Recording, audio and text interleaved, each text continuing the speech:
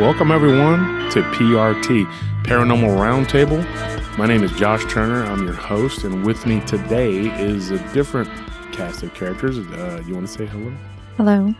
It's Nellie, and everybody who listens to the show regularly knows who Nellie is. That is my wife. And let me get started real quick with the we got prtpodcast.com. That's our website address. Go there, and if you want to help support the show, you can buy a t-shirt or a sweatshirt or whatever. There's iPhone cases, phone cases, Samsung, whatever you want to call them, cases. And you can get stickers and whatever. So that being said, we're going to get right into it because we have a special guest today. And today I'm joined by a family member, and his name is... Trey Turner. Trey Turner. Yep, and... first of all, yeah, y'all please go to that site and buy some of that merchandise. That would be great for Josh and his crew. I am Trey Turner. I'm Josh's cousin, and I'm happy to be here this evening with all of y'all out here and get to be able to talk about some things this evening. Good. Hey, you know what? That's awesome that you plugged I didn't even pay you for this. That's awesome. No, you didn't. He just plugged me. He's like, y'all go and buy some of that merchandise. It's like, Mom, buy it. My cousin is poor. He is so poor. He has one mitten and it's got holes in it. He's like, please, sir, buy some more merchandise. Can I have one more bowl of porridge, please? One more bowl, please. That was a very Dickensy asking. Please go to his website and support him, please. He's barely doing any work right now. I think he's got like 2 contracts. Only 2, so y'all please go out there. One is only 6 hours at a swimming pool. Log in as quick as you can, and if y'all all got a spare 50 or 100, please donate it to Paranormal Round He's Table. so poor. Jeez. That's awesome. Oh my gosh. Okay, folks. That's For real, funny. Trey is my cousin on my dad's side. His dad is my Uncle Butch, and he is my favorite uncle. I don't want to say he's my favorite because I don't want to offend anybody, but he's one of my favorites. Let's put that. He's in the top 2. Nobody's going to know who the other one is. But yeah, he's in my top 10. And then his aunt, his mother is my aunt, Beverly, and I love them to death. They're like the salt of the earth people. They have a big 100-acre farm right outside of town. And they've been out there for a long time. So yeah, that being said, Trey we grew up together. We've been very close growing up. And Trey is an adventurer. He has traveled to 40 different states. He's worked he's worked farm, right? Right. Farming and ranching, and you've done that most of your life. That's your industry. That's what you've done. Now, Trey knows, and I'll say this, I am the quote-unquote city boy because I moved to the big city when I was in my early 20s and whatever. So I come around, and as cousin Muff, like, hey, how's life in the big city? And I'm like, well, it's just like it is out there in Thorndale. It's pretty much, As Cousin Muff would say it. Yep. So we growing up together, we grew up in the woods, in the country for the first 15 years of my life, and then I moved into town. Now, I didn't actually have any experiences with any cryptids or anything like that until I actually moved into town. That's when I had the experience. And so I have this show, and me and Trey were talking, and Trey was telling me and Nellie. That was not me. That's the dog. And we're actually doing the show here at your folks' house in town, not the farm, but the farm is outside of town. Right A here lovely town on the west side of Taylor. Yep. And so we're in Taylor, Texas, and we're doing the show. So what we were going to talk about was some of your experiences that you had. And I'm going to talk about a couple little things, but you're going to talk about some of the things that happened to you when you were abroad, when you were traveling. And so that being said, do you want to give a brief bio of yourself, like just kind of let people know who you are? How old are you? Yeah, I'm out of Taylor, Texas.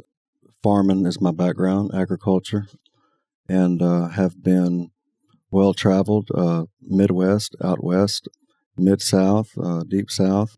Went to college in the Deep South in Mississippi, and after that, went to the Midwest to pursue the passion of my youth, and that was farming. Growing up on a farm here in Taylor, and just have ran across many colorful people in the last 2 decades with just lots of different stories and experiences that are relative to this show. I've experienced some things myself relative to this show, and yeah, it's a crazy world out there. I mean, some people say crazy. To me, it's normal, if you will, and so I'm just glad to be here and be able to contribute to what you got going on here at Well, that remains to be seen. We'll let you know if you contribute. Oh, okay. Don't call us. We'll call you.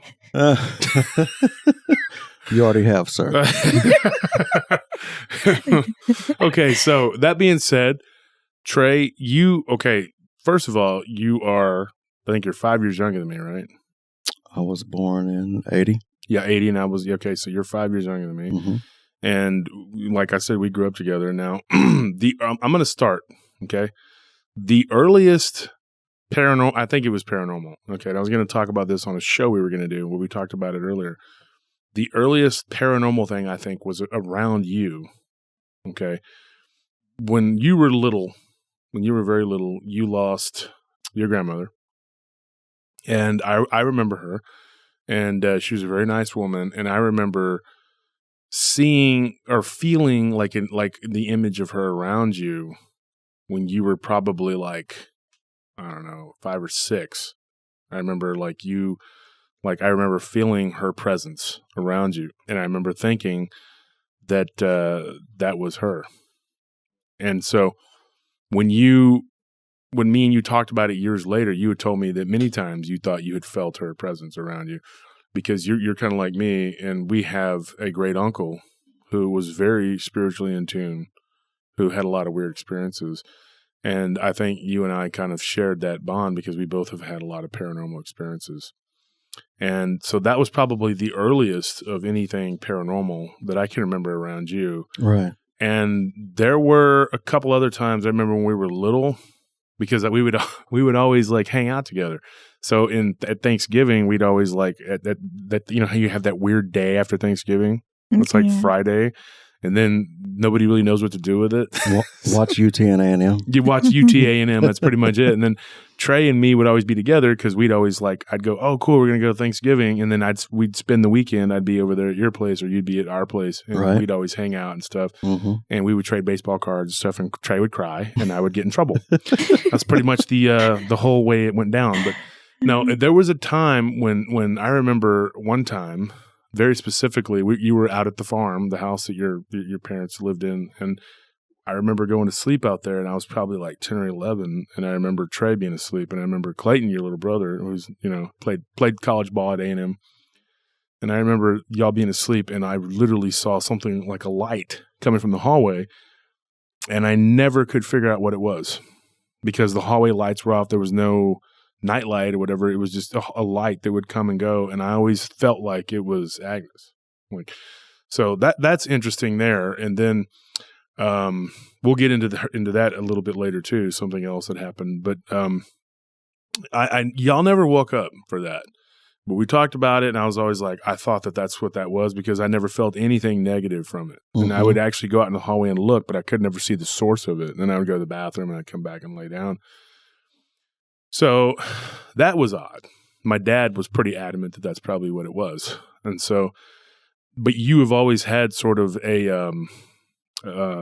always thought that there was like something around you that kind of protected you, kept you out a lot because you had some really, really narrow escapes, some harrowing experiences, I guess I should say. Mm-hmm. And so I always kind of felt like she was there kind of like watching out for you.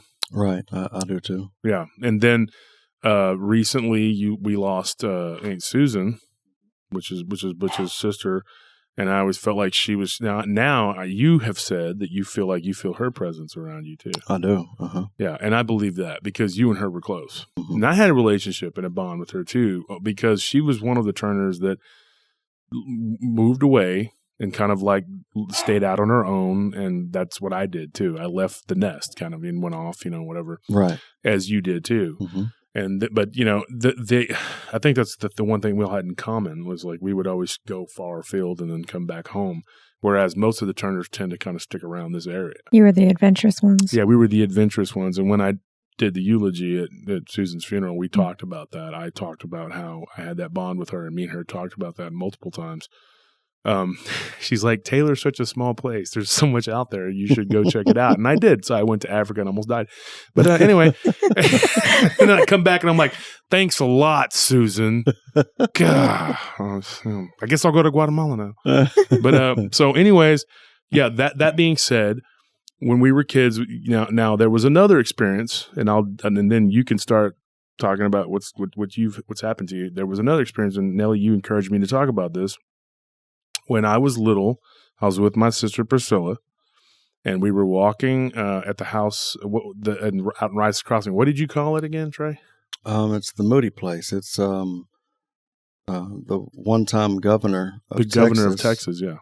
Dan Moody.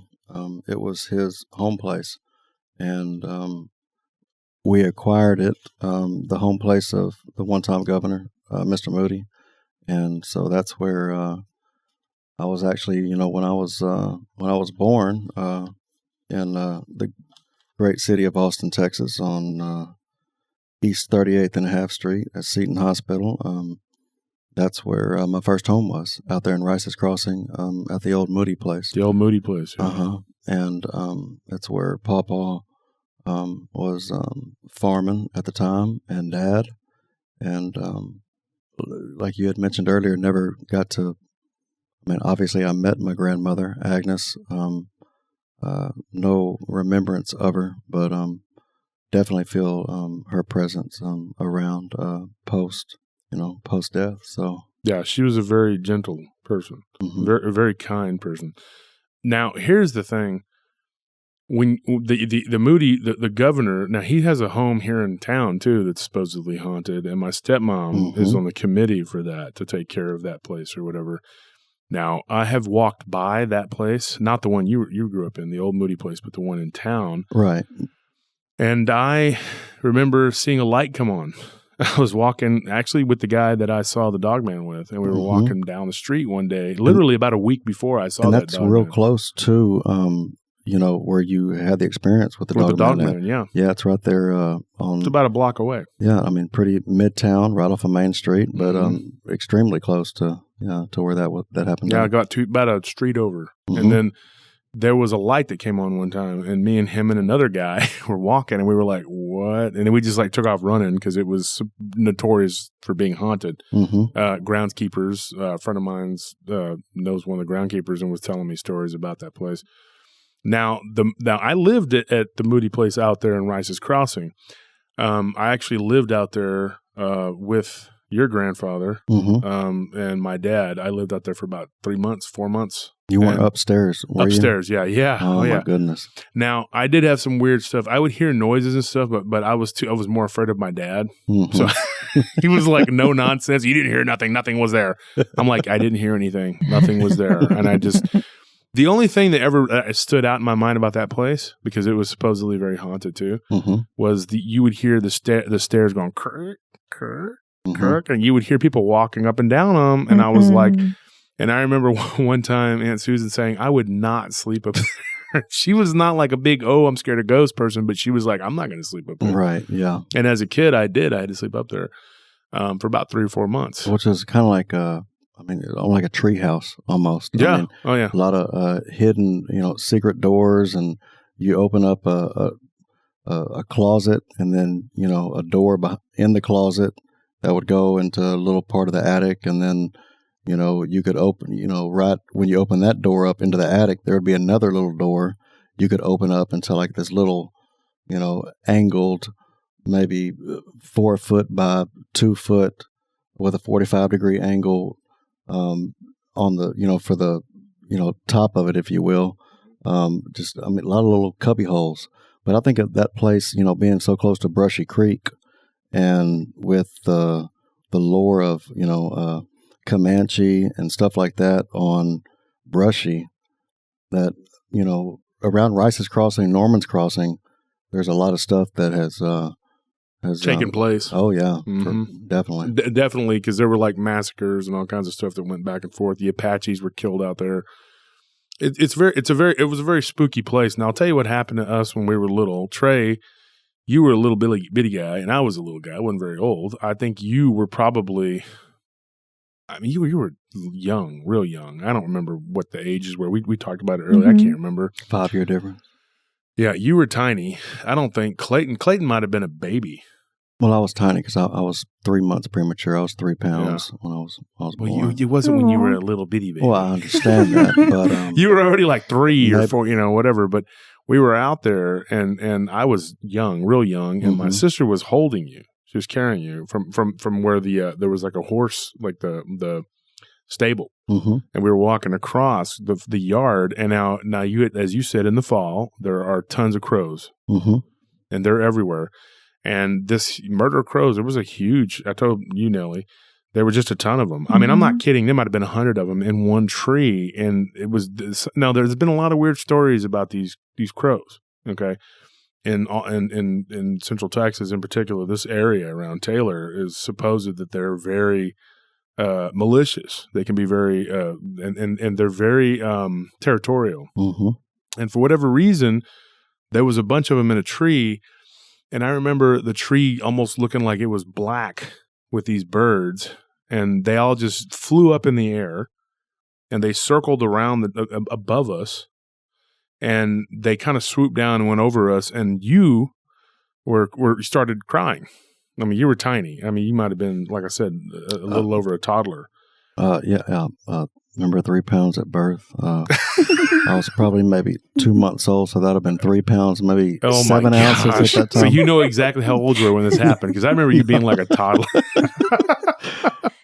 So you started crying, and my sister kind of... Folks, I remember none of this. You crying, baby. Yeah, you were too young to remember it, because I barely remembered it, but my sister kind of jogged my memory. We were talking about it one day, and she was holding you, and I remember just running toward the house, and these crows following us, and then going up above us, and then we ran inside, and Bev was in there, Beverly, your mom, and I was crying at that point, even though I was a really tough guy and I was going to fight him. No, I'm just kidding. I ran in scared for my life as a child, and she was just like, it's okay. And there was just a whole bunch of them, and it was crazy. And then they all just kind of flew off in this weird pattern. Now, years later, when I started thinking about it, maybe imagination or whatever, but I remember them being in like a weird arrow looking pattern. I don't know why I remember that, but it was bizarre. And so that I always thought that there was something around us. Like, when me and you would play when we were kids, you were a creepy little kid too. Trey would be like, do you ever feel like we're not really alone? I'm like, yes, all the time. Can you please go now? We're playing Monopoly. Can you just please let's not talk about it? Because we lived in these spooky places. Like I lived in this spooky house out there on the other edge of town in Rockdale, and then you lived in that spooky house. And so we're like, if we played together, there were probably ghosts sitting right next to us the whole time. So I'm sure there were. Yeah. And so we would play together, and sometimes, you'd see stuff. You'd see like shadows and things like that, and I always thought that you, of all of the cousins on my dad's side, were very in tune, very spiritually in tune to that.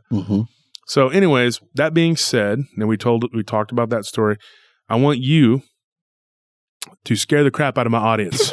No, I'm just kidding. No, seriously, just talk about your experiences. You can start anywhere you want. You can talk about when you were a teenager, and because as well as I do that our town has a lot of legends, and we've talked about that, the lore. And you can talk and just say whatever you want to say. Now, that's the one story I remember as we were kids. You take it over.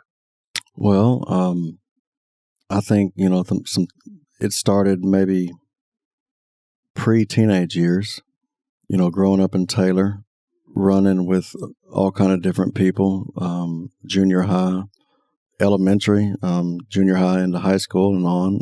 It being, Taylor's kind of the perfect mix of, white, Hispanic, black, and running with a lot of Hispanic people. You have the lore of the Chupacabra and La Llorona. And I remember one time with, growing up in the country, but mother having her business here on the west side of Taylor, I ran with a lot of people on the west side, and we were over here on the west side one evening, and with some Hispanic people that I ran with, and it was probably multiple weekends, 2, 3, 4 in a row, where we'd be outside on the porch, hanging around the yard and stuff. And, you'd hear this, it'd be one of those August nights, real still, humid, just sultry, sweating. You could hear a pin drop, basically.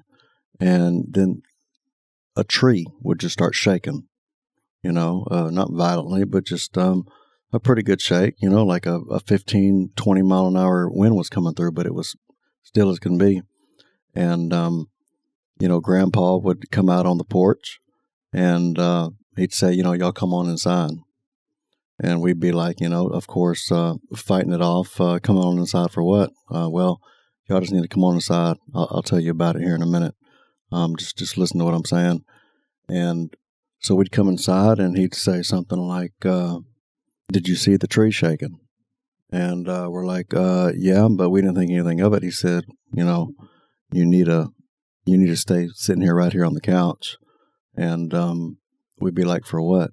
It'd be like Carlos or Benny and me and whoever. And one of us would jolt out the back door, go back to the porch, and actually run out to the little alley and see what the hell was shaking up in that tree.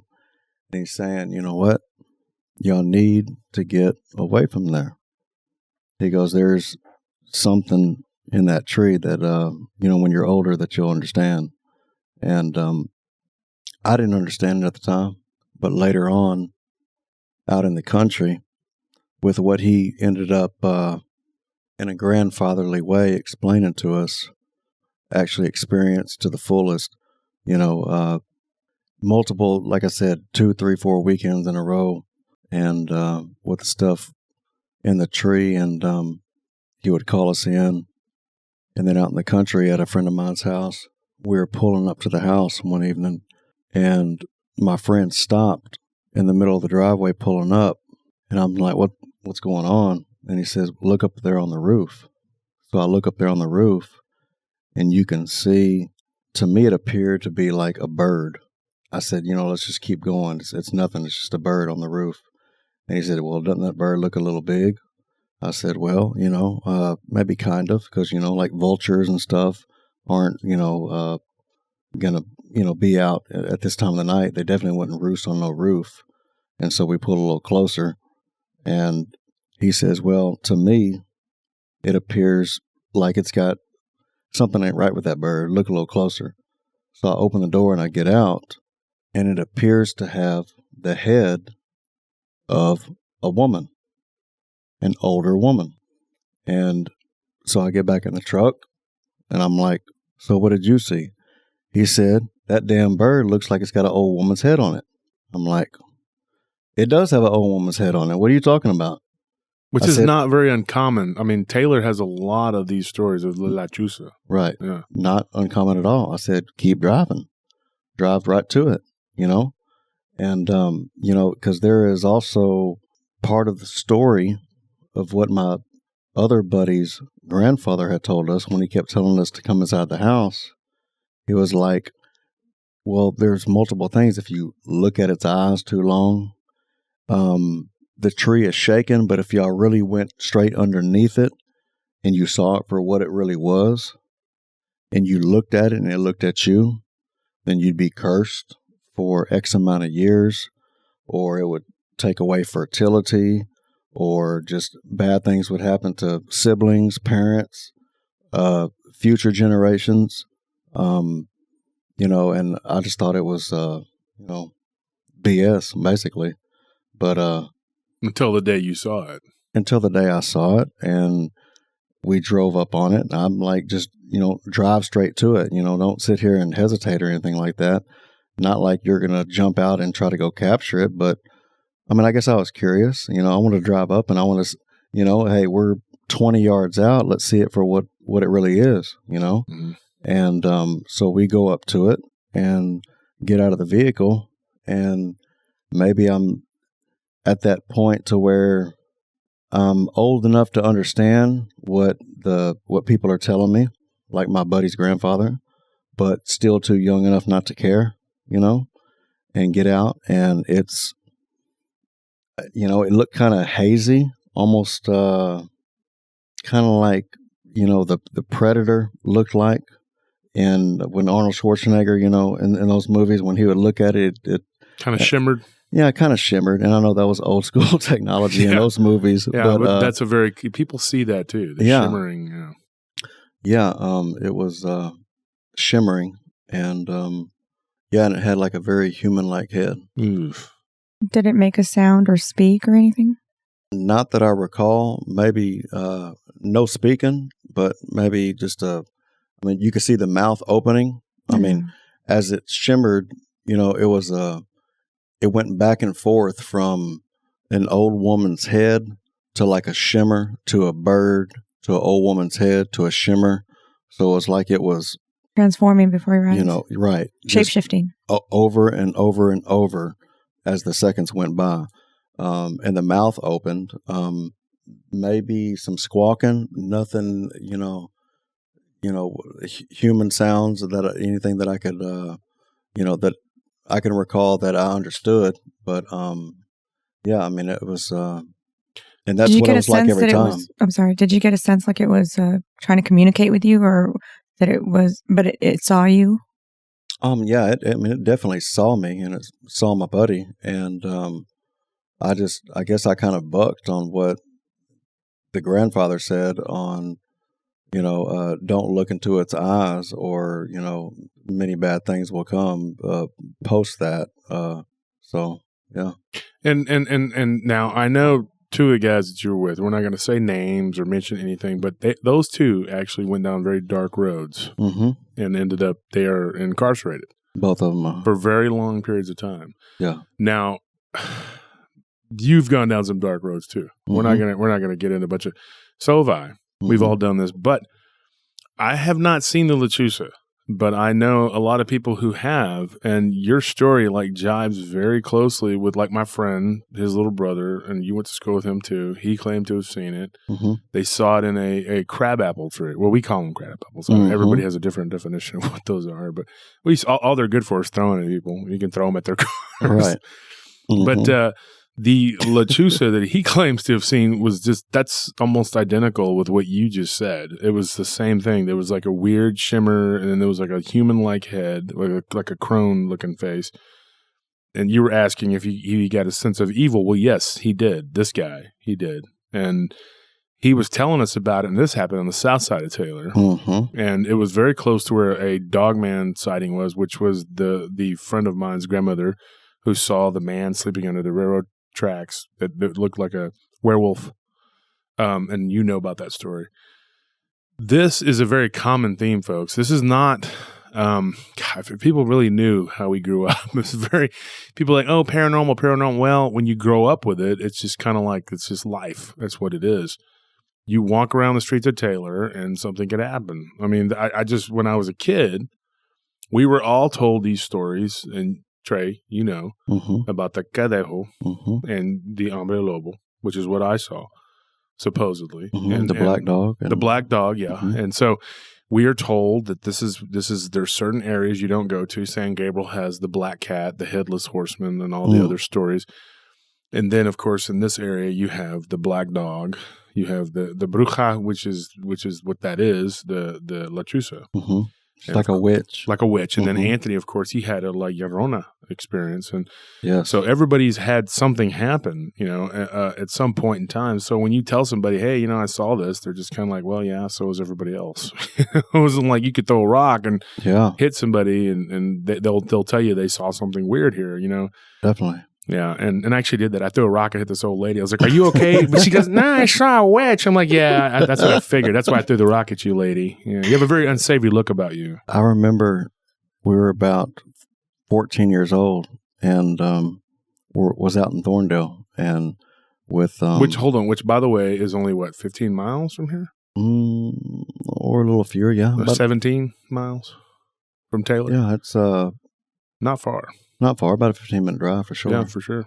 Yeah, and the San Gabriel was flowing out there, and was with some Meldies out there, Mm-hmm. and on their bottom, and the San Gabriel through their place probably had banks of, I don't know, 20 to 30 feet, and we were camping out for about 3 or 4 days out there, and all the fathers were out there, so it was fathers and sons, and it was during deer season. And they were like, well, all right, we're all going to bed. Now, y'all kids don't act too damn wild. And so they go to bed, and I don't know if it was one of them playing games, but they were all where they were supposed to be. But you hear some noises going on in the river bottom, maybe a quarter of a mile away. And a crying, some moaning, and it wasn't anybody out there doing any kind of hanky-panky because it was all on private land, and they'd have to go through a lot of brush and a lot of stuff just to do something like that, where they could just pull over on the side of the county road. But nonetheless, we kind of got a little alarmed, and one of their dads walked out of the tent, and I don't know if he was watching us, seeing us getting alarmed or whatnot, but he said, hey, let's take a drive. And so me and my buddy go, and we get in the back of the truck, and we go out, and we drive maybe a half a mile through the property, and we get out. And he actually says, y'all go stand next to this tree. I'm going to walk to the riverbank. And he goes to the riverbank, and my buddy is terrified. I mean, he is literally terrified. And he's like, I'm like, what are you so afraid of? That was way back over there. And, where we came from at the camp. And he's like, La Llorona is going to get us. You know what I mean? I said, she ain't going to get nobody. What are you talking about? And he's like saying, no. I heard it. It was for real, Trey. You might not think it was for real, but I believe it. And he actually, and I know you couldn't get away with this in today's world, but he said, you know what? You stay right there next to that tree. And he said, Trey, come with me inside of the pickup. So we get in the truck and commence to drive away. And my buddy is sitting there crying next to the tree, saying, La Llorona, La Llorona, La Llorona. And so the uncle, just playing games, and just messing with people, during deer season, we turn around and we go back to the tree and say, all right, boy, jump on in the truck. But he, for whatever reason, just call it the culture of the area, whether he had prior, experiences of dealing with this or seeing this or something, related, La Chusa or the Black Dog, Chupacabra. He was in his mind as a 14-year-old. He was deathly terrified with real hot tears going down his face, thinking if he stayed next to this tree 20 feet from the San Gabriel River, that La Llorona runs up and down this riverbank searching for the lost child. Yeah, the lost children, yeah. Uh-huh. And that for some reason she's going to come up and snatch him. And the San Gabriel has a lot of those stories. Oh, yeah. A lot. Snively and his gold. Snively and the gold, yeah. And Trey Felton. Now, folks, that's not you. That's Trey Felton's a friend of ours, and he owns the meat market in Thorndale. He wrote a book about it, and Snively and his gold. We're going to get into that one day on the show because, Nellie, you know Trey Felton. Mm-hmm. He's a good friend of ours, and he makes the best dang barbecue around. Mm-hmm. And that's pretty. It's saying something because Texas Monthly and we've had articles from New York newspapers that talk about how great our barbecue is here. But I think Thorndale's got everybody beat. I think they're the best. That's my opinion. But the other day, me and Trey this Trey Turner kind of got into it about who had the best. But in my opinion, my friend Felton has and he wrote about Snivy and his gold. And so that whole area of San Gabriel is known to be haunted. Very haunted, yeah. Black Bull Bridge, you have Hoxie Bridge, you have all those places. Mm-hmm. And a lot of Comanche spots out there. Yeah, they raided up and down that area, and they also drove the Apaches to pretty much extinction out there. Now, Apache Pass is called that because of the emissions the Apaches would go there to escape the Comanches because they were so dang mean. Right. So I would recommend to any listeners out there to check out any of the parts of Milam County that we're talking about, Or Williamson. And Williamson, yeah. But we're in where the Williamson and Milam County line meet. There's just lots of stuff going on in that area. Where the San Gabriel River is at, Apache Pass, like Josh was talking about. There is 1, 2, 3 plantation-style houses up and down 1331 from Granger Dam to the community of San Gabriel that have, lots and lots of weird stuff, crazy things happening with. Well, look at Granger Lake. Mm-hmm. Underneath Granger Lake is a whole town called Friendship. It's literally underwater, folks. Mm-hmm. In 2000, I know you know this, we could go and drive out there and see it. Part of it came up because of the drought. Mm-hmm. So you have all this weird stuff, and you have a lot of weird orbs and UFO stuff that's gone on around that whole Granger area. Yeah, tons of it. One time there was a giant hog that was going out there. And there was a giant hog that was literally attacking livestock out there, killing people's sheep and goats and stuff. And so they killed it, and it was like over 1,000 pounds, and it was a record. And then here in Taylor, too, we had a weird record, too. We had the deepest artesian well in the world at one time. Mm-hmm. This hot water comes up out of the steam, and people would say that there was weird toad-looking things that would come swimming up out of the water, and people would see them on the shore. Yeah, Taylor, you know that about that, Trey. Mm-hmm. Yeah, Murphy Pond. It's Murphy Park now, but now it's called Taylor Lake, but it's not really a lake. It's just a small little thing there from the artesian well. It's a spillover. The city's diversion from... Yeah, exactly. And then people would see these dogman-looking creatures at the hike and bike. We grew up with this stuff, folks. I'm telling you right now, it's like a very odd... Stephen King should have been writing books here, is what he should have been doing. Instead, he's up in Maine. He's up in Maine. He's talking about the Micmac tribe. He needs to come down here and talk about the Apache and Comanches, because they were way more brutal. Mm-hmm. And I can tell you that. Not to take away from the Micmacs, they got some pretty crazy stuff too. Very crazy stuff with the Bigfoot and all that. Mm-hmm. But down here, we had a lot of crazy stuff going on. And Trey, I like to say you're pretty good with history too. You have a lot of history. We are very much related in that way, because when we talk, and Nellie, you know this, me and Trey can talk for hours, and Trey can tell you some history, and so that's one of the reasons why we've always gotten along so well. Yeah. Now, here's another funny thing, folks. When I was traveling through the Western United States, summer before last, I was up in Wyoming near the reservations. Their area that Trey was at, and he's calling me and telling me, "Hey man, all that place is haunted. There's a bunch of skinwalkers and stuff up there. Be careful." And I'm like, I didn't say it like that, folks. Thank you for telling me that, Trey. Now I'm not gonna be able to sleep at night in my hotel. And I told my wife, I was like, "No, that was Trey just scaring the crap out of me." Because now I don't want to go to bed, because everything that's going to brush against the door is going to be a skinwalker coming busting through, like, I would think Wolf can handle a skinwalker.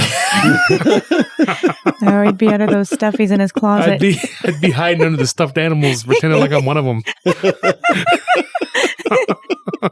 But Trey was calling me like, "Hey, where you at now? Where you at now?" I'm like, "Well, I'm over here near, I think it was Fort Collins." I said, "I finally made it to Colorado." "Oh, no, okay, now where you're at, you got evil leprechauns over there," or whatever. He was telling me about whatever was every little area where he was at, and I'm like, "Oh, that's great." That's crazy, evil leprechauns, because Colorado State is in Fort Collins, and their colors are green and gold. Green and gold. It's true. The Rams. Yeah, they are green and gold. And Trey would tell me, "Where you at now?" And finally, I just started lying to him. I'm at your house. I'm next door. Don't worry about it. We're good. We don't need any more spooky stuff going on over here on this trip. There is crazy stuff all up that whole area. That Interstate 25 corridor. Cheyenne and crazy. And coming down into Fort Collins, and he's telling me all this stuff. And at one point, we saw that big elk on the side of the road. Remember, Nellie? And I was like, "Oh, God, it's a skinwalker." "Oh, never mind, it's an elk."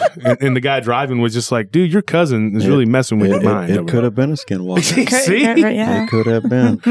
Adjusting his tie. Yeah, whatever it is. Probably not, but it could have been. Becomes a murderous skinwalker to me. The Native Americans... it's a shame, because a lot of people will write off what they say. What they say, yeah. And people will pay lip service to it, but it's very uncomfortable. They'll blame it on whatever lifestyles or this and that they partake in, and whatever. Everybody, no matter color, creed, or socioeconomic, will partake in whatever they feel like partaking in. But it's there's a lot of validity into what they say, and yeah, I am a history guy, and if you want to bring history up, I mean, it just it starts with who was here before us, and and it was them. It was them, and people will pay lip service to what they say out of some sort of reverence or respect from the mainstream. But beyond that, they just think, they're just talking. People don't turn into wolves and bears, and so they don't believe it. Right. They really have no clue. Mm-hmm. Yeah, because I had a friend of mine that I spent some time with was a Ute, and Nelly, you know about that. And he taught me a lot of stuff about their traditions and stuff. They lived in absolute fear of the Navajo curse because the Navajo and them fought. And Trey, you've been in that area too. And they lived in fear of the Navajo curse. They said, we're in the path of the Skinwalker, and the Skinwalker is a Navajo curse upon our people. And so this guy that I was with, we stopped at a gas station one time in southern Utah, and he's like, we can't stay here long. Right. We're too close. And I'm like, too close to what? And he's like, the Skinwalker. And that's the first time I'd ever heard of it. I was like 17. Yeah. And it scared the crap out of me. And I was like, okay. And I go, what is the Skinwalker? I never knew what that was. I was like, what is the Skinwalker? And we started describing it. I'm like, oh, I've seen that. I was 15. I saw that in my hometown.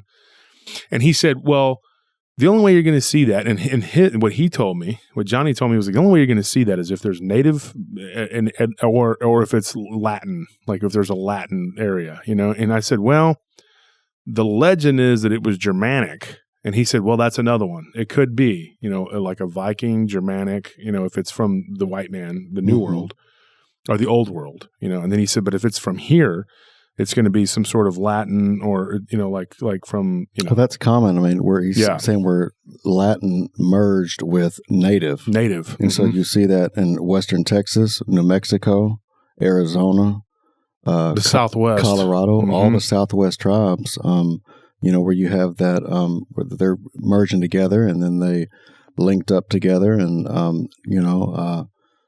started being together. And so you get the dark of, the Latin and that folklore and lore. And, and some people, it kind of bothers me sometimes when people will hear the word folklore or legend and automatically put a connotation to it of it's farce or make-believe. It's not true. Fairy tales, and it's not. Right. And that's totally the wrong way to think about it.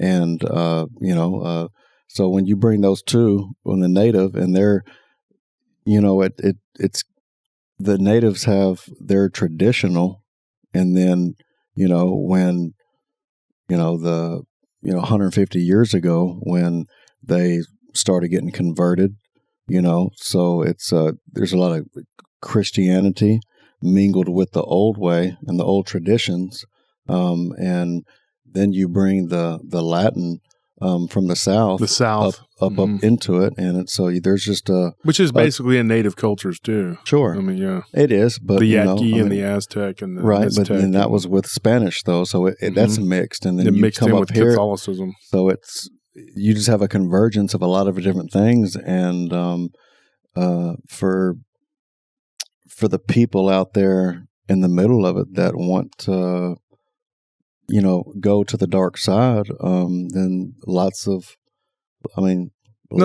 different things will manifest itself and take place, if you will. And then, now let's move forward a little bit because like we've talked about the stuff here in our hometown. Sure. Do you have anything else from when you were a teenager, or do you want to move forward? We can move forward. You want to move forward? Mm-hmm. Are you sure? Are you hiding anything? There's There's lots of things to talk about, but I remember when you were a kid and you pooped your pants. Remember that? I'm sure I did poop my pants, but I'm sure I did poop my pants. But didn't we? His pants. Didn't we all? Well, we were kids, man. We were little kids. I just remember. I'm not going to talk about the baseball card. Oh my gosh. Okay, I know what you're going. Okay, he's going to try to get me back, folks. I'm going to tell y'all now because you know what? Y'all can hit Trey up in you'll Messenger. try to church it up. Go ahead, Trey. No, because I got spanked because I tried to supposedly cheat him out of a baseball card. This kid's lying. He's lying, and he's been trying to talk BS ever since. Oh my! Hence all the shots at me. I was 11 years old, folks, because of that damn Gary Sheffield baseball card. It was Eric Davis. Cincinnati Reds, yeah. But actually, you know what? It was a Sheffield for a Davis, and you were. It was a Sheffield for a Davis, and we were trading baseball cards, and Trey started screaming because and what ended up happening? My dad came to spank me and gave Trey my baseball card. Folks, is that fair to y'all? Yeah, you think that's fair? Is that fair? I don't think that's fair. You got your. I'm not going to curse, but you got your. Oh, it was bad. Got my butt whooped. It was bad. I got my butt whooped pretty bad. Well, we grew up with dads that were pretty hardcore. They grew up hard, and that's how they were. And if you acted a fool when you got spanked, Trey was younger than me, so he was like poor little baby. Give him the card, you savage, and leave him alone. So he went home with my Gary. 5 years old, folks. You got to bring things. 5 years old. Here. You were not 5. You were like 7. Okay. 7, and I was 12 or something. Yeah. And Trey got away with my cards, and then he laughed and thought it was funny because he got away with it. But it doesn't matter. We need to change the no cursing rule here and just tell things like it really was, so I could see how Buster went in there and Buster's my dad. Explain how Buster really tanned his hide. So I didn't do anything wrong. But then, you know what? To your credit, though, when you saw me get my butt whooped, you felt bad and you were quiet after that. Right. You didn't want to see it happen again. Because truth is truth. And I was probably being, a little crybaby. Did you feel bad enough to give the card or no? Yeah. 70% of me felt bad because it was wrong. It was sitting there seeing us getting his ASS whooped, by his dad for something that, and all he has to do is hear me scream and he's going to come in there. I could have been screaming at, the cryptid staring next to me, just looking right in my face, and he'd come in there and say, "Josh, what'd you do?" Yeah, that's exactly how it was. Just whooping his tail. But no, nevertheless, moving forward on the native stuff, and the stuff out west. Now, you got some pretty harrowing stories for that. Yeah. And so what I was going to ask you this. Now, when we were going through Wyoming, I remember we got to Fort Collins and then me and you had talked that night and you had said, "Hey, I got some crazy stories out of Wyoming." So, because you wanted to scare me, which you're not going to because I'm too tough for that. And so, but you did. I always told my wife, I said, when we're going through the Navajo area in New Mexico, it always freaked me out. So me and Trey were talking that night, and Trey said, "Well, you going through that area in Wyoming, it's kind of hairy too." And I'm like, "What do you mean?" And he's like, and I didn't really know. I had no clue what area we were going through. It was just that there was all this stuff going on there. Now, I have a listener that was from one of those reservations, and I have not gotten into a real in-depth conversation with him, but he is a native, and he was telling me about some stuff. And now when I brought it up to you a couple weeks ago, maybe it was like a month ago, and then you said, "Dude, I can tell you some stuff," because you got really good friends with a couple of those guys. And so do you want to get into that? Sure. Yeah, so go ahead. Yeah, spending a lot of time up that 25 corridor, Wyoming and Montana. Montana, there's the Cheyenne and Blackfeet and Crow Indians. And, Wyoming has the reservation there, the Wind River Reservation. It is the home of the Northern Arapaho and the Eastern Shoshone. And I have a good friend there who is Northern Arapaho. And, throughout the years that I spent up there, over time, stories were told and some pretty weird stuff going on up there. The source of it is what it is. Some people would debate it. I don't really think it's debatable, but there's just some dark things going on up there on that reservation, along with, the reservation north of that in Montana, where the Crows are at. And, but the Wind River, is, it's the location that it's at in Wyoming, in central Wyoming. Geographically, it's kind of a mixture of plains from the east and, where the plains hit the Rockies. Mm-hmm. And there are the Wind River Range there is, there's some land in there, in those mountains that it's pretty virgin, if you will. It's just true wilderness. Places where most people haven't been. Yeah. Feet have not touched that for generations. Long time, if ever. If ever, yeah. And there is many, many legends, which, some people would say is farce, and they would just even close their ears to begin with and their minds down to even listen. So I hope y'all listeners out there will be open-minded about it. But there's just some pretty harrowing stuff. A lot of skinwalker activity going on up there. One story, there's many stories to tell, but one that I remember him talking about that kind of hit close to home to him because his one of his uncles was somebody that involved in it, and it was about a skinwalker. It was kind of doing its thing within the community. The Wind River Reservation is a mix of Northern Arapaho and Eastern Shoshone. Yeah. Mm-hmm. So the Northern Arapaho, their tribal headquarters, if you will, is in Ethiopia, and the Eastern Shoshone is in Fort Washakie, and which are both two towns on the reservation there. In Fort Washakie, where the Eastern Shoshone's tribal headquarters are at, along with the jail and the BIA headquarters are also, they happen to be in Fort Washakie and not Ethiopia. And the BIA explained what that is. It's a Bureau of Indian Affairs. Bureau of Indian Affairs. So the BIA is the federal arm on the reservation. The reservation is all federal land.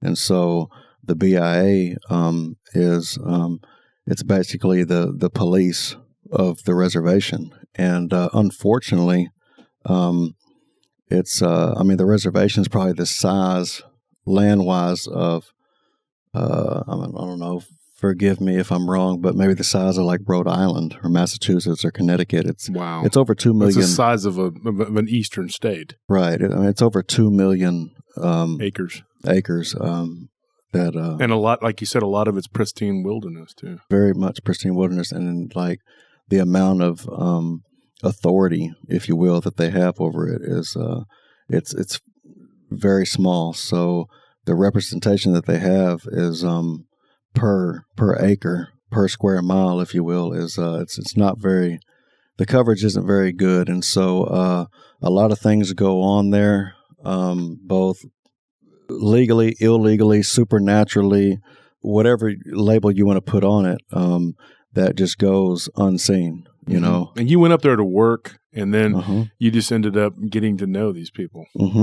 Yeah. And very good people, by the way, and just very and Trey, you've always been very good people. Somebody who gets along with everybody. Like you are like me. I would have to fight with everybody before I got along with them. Trey was like, hey man, it's cool. You know, you were a very a peaceable person that you can jive with anybody. I'm like that now, but I wasn't when I was younger. But you would travel and you would make friends with all kinds of people. Like here recently, you had a friend that came down from where was it? Yeah, he's from Wyoming. From Casper, and he was just here to help you work on a truck. He came all the way down here, folks, just to help him, because you have a lot of friends from all over, right? South Dakota, Wyoming, Colorado, and you know, I've met some of these people, and they open up to you.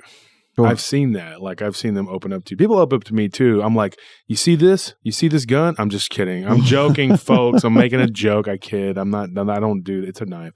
So then they tell me everything. But no, with you though, you'll talk to people and they'll just be like, wow, and they'll just start. I've always been blown away by how you could talk to people. And in fact, you taught me that a little bit because I thought, why don't I just talk to people?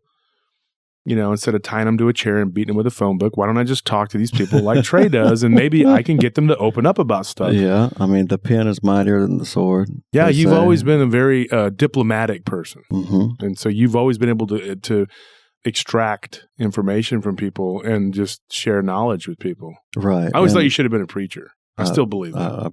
I wish I could be a preacher. You could. I could believe do it. that. I believe you could do it. Nellie believes in you. Maybe it's something down the road. Maybe if the door opens up, it's something that I would love to do. Well, God opens a lot of doors. He and does. Let me tell you, so I don't want to sidetrack you, but what I just wanted to add to what you were saying, that you do talk to these people, and you have been somebody that if anybody could pierce the veil through all this, it would be you, because I know that you have been able to get people to open up and say things that I'm just shocked. I'm just like, wow, they will tell you anything, including me. I've told you things that I never would tell anybody. Like, you know, I slept with a teddy bear till I was 14. Yep, that is. I'm just kidding, folks. I never did that. This is a Care Bear. He says I'm kidding, folks, but that is true. Yes, that is true. As full of brawn and steel and gunpowder as he is, he did sleep with it. I think it was 12, not 14. Oh my gosh. But, no, I mean, just as human beings, we're all on an equal playing field here, and we all go through the same things. Up, down. The human condition. That's it. And everything in between. You've always told me that too. You've always been like, everybody bleeds red. What is it you say? Everybody has the same blood. Yeah. I mean, we all bleed red. We won't get political here, but please don't. We don't.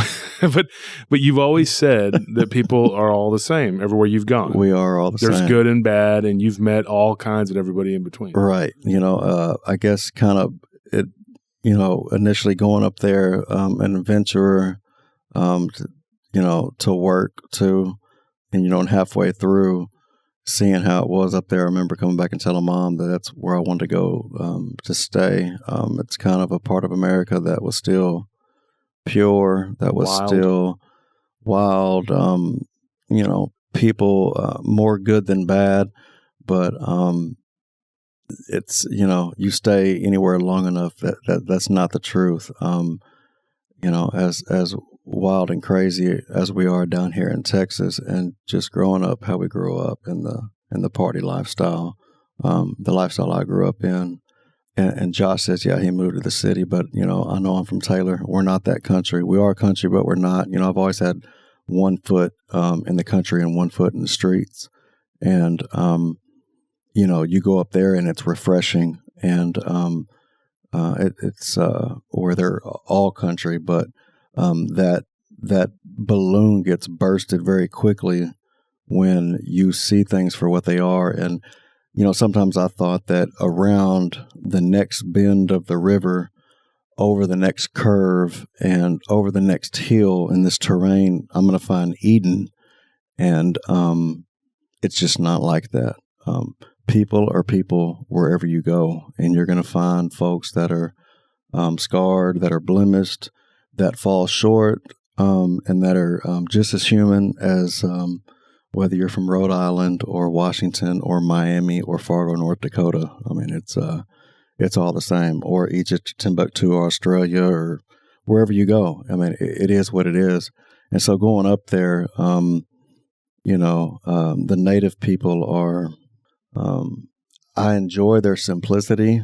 They listen more than they speak. They're very wise, and it took a while, but as a few of the people up there that I'm very close to now got to know me over the course of time, they opened up to some more and more stories, and gave me more revelation to some things of how they really were, that they probably wouldn't have known me for 2 days.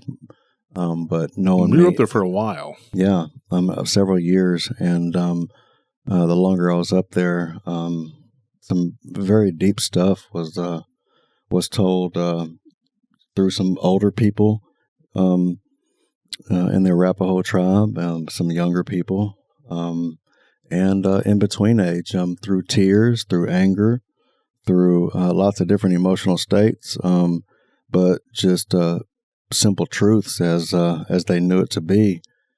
And back to the Skinwalker ordeal, a buddy of mine had an uncle who is now passed, and in Fort Washakie, where the Eastern Shoshone, and I say it's not that divided. I say Eastern Shoshone and Fort Washakie and the Northern Arapaho at Ethatee. I mean, folks, these towns, I mean, as far as 2 million acres in the whole reservation, these towns are literally from Taylor to Thorndale, miles apart. Yeah, it's not that far. Very close. And they had a skinwalker that was going through and ravishing the pets in the community in the evenings. They'd wake up in the morning and find cats, dogs, just gashed, but not eaten. Just left. Just killed, slaughtered. Just straight killed and left as they were. And not to interrupt, I'm sorry, but explain a little bit about what the Skinwalker was and what it is. It revealed itself as wolf-like, always on 2 feet, never walking on all fours, and always walking erect. And so the older people in the council knew, who it was. Whether they didn't know who it was individually, but just they know. They have that wisdom, and they know. I mean, without getting any deeper, they understand, and so they actually put in martial law like enforcements of you could not be in the streets, you could not be outside of your house 30 minutes before the sun went down. Let me rephrase that. So 30 minutes before the sun went down until 30 minutes after the sun came up, you could not be out and about. You had to be inside of your houses. Wow. And so it was that serious. It was that serious. I mean, gosh. And it didn't take, maybe 2 weeks or less of this. I'm going to say more on the lesser side of 2 weeks than closer to 14 days of them enforcing this.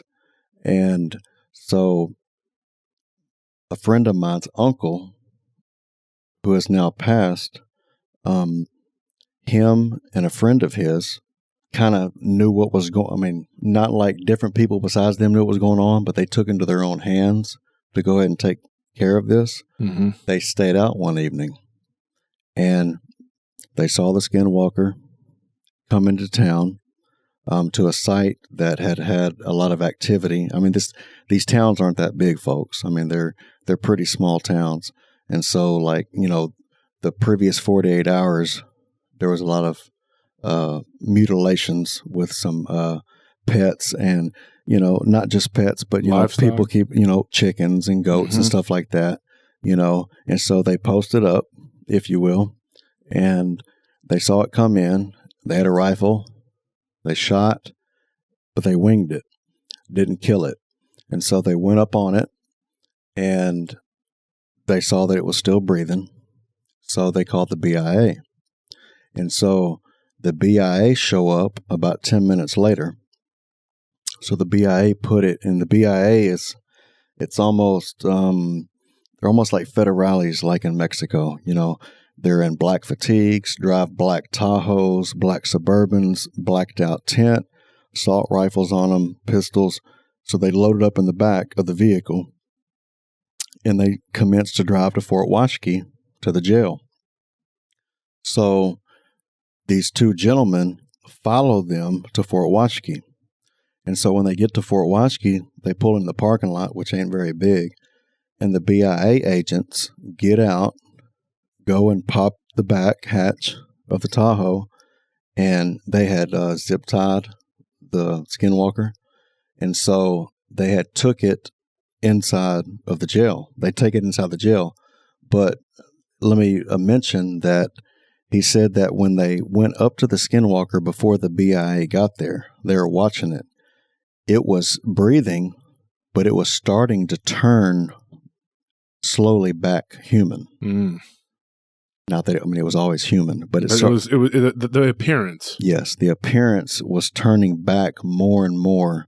The features of it, the features of the face, the features of the hands, the features of the feet. The hair was starting to not as hairy, but the hair was going back into the skin. Wow. And they said it almost got to the point where they could almost see who it was.